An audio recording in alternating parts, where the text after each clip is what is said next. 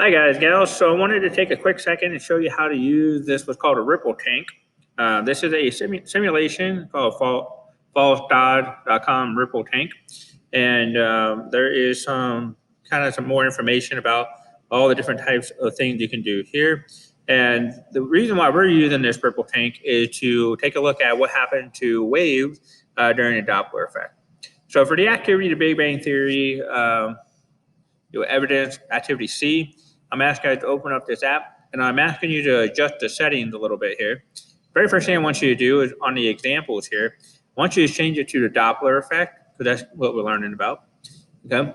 But then when you do this, so you can actually move this little, so let me clear this here. You can move this little red button here.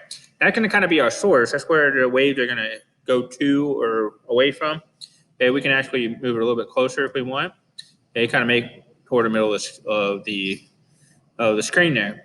Okay, we're just going to do sound waves for this just so that we can kind of see them, but really it doesn't really matter.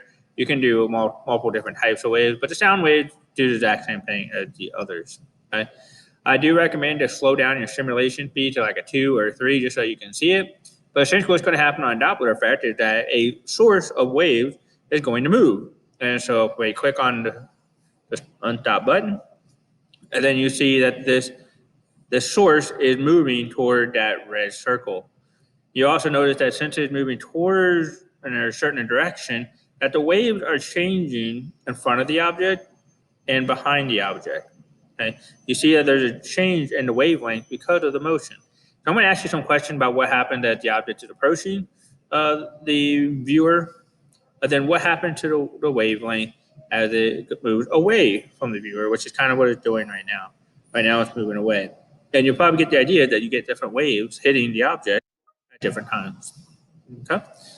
All right. On there, again, there's lots of different things you can do. You can do different colors if you want. But again, you get the same idea. The distance between dark and grays are different on there. You can also increase resolution and make it look a little prettier. My computer doesn't want to do that. And so there are lots of different things that you can do here with this. Just have fun with it. But again, for the activity, you want to do Doppler effect 1 and kind of see what happens in front, what happens behind the source as it moves towards an object. Okay? You can also do a 3D view. The 3D view is actually kind of interesting as well. When you're doing this, as it's moving down the paper here, so you see these waves are a little bit smaller, a little bit tighter, then these waves would be a little bit larger back there. All right, that's it from me. And if you guys have any questions about how to use this simulation, just feel free to ask. Okay, thanks, guys.